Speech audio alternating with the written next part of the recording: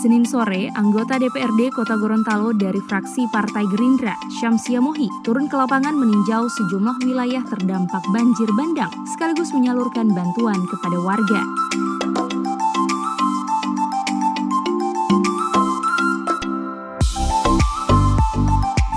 Adapun ratusan bantuan yang diserahkan anggota Komisi B DPRD Kota Gorontalo yang menggandeng komunitas wanita peduli Gorontalo ini berupa 500 buah masker, 200 paket sembako yang terdiri dari beras, mie instan, minyak kelapa, gula pasir dan telur, serta popok bayi, selimut, dan obat-obatan.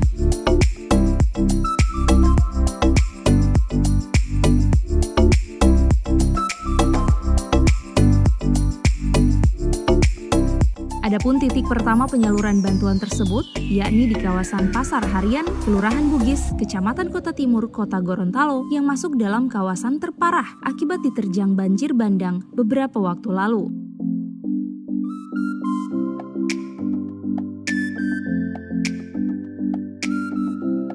Di tempat ini tampak puluhan warga mulai dari anak-anak, remaja hingga orang dewasa tumpah ruah memadati lokasi penyaluran bantuan.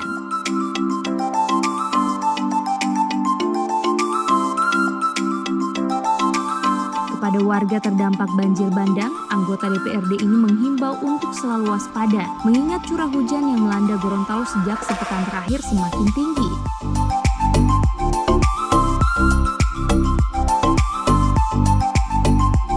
Selain itu, bantuan ini diharapkan dapat meringankan beban para korban banjir, utamanya anak-anak yang sangat membutuhkan.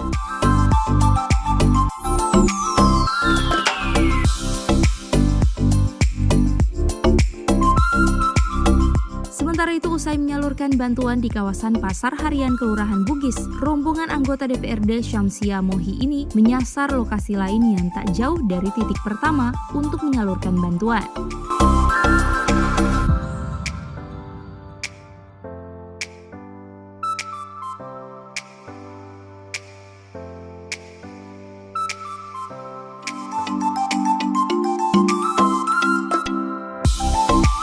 Sementara hingga menjelang malam hari, anggota DPRD dari Dapil Siputeng yang menggandeng komunitas wanita peduli Gorontalo ini terus menyalurkan bantuan hingga ke wilayah terparah lainnya di kawasan bantaran Sungai Bone.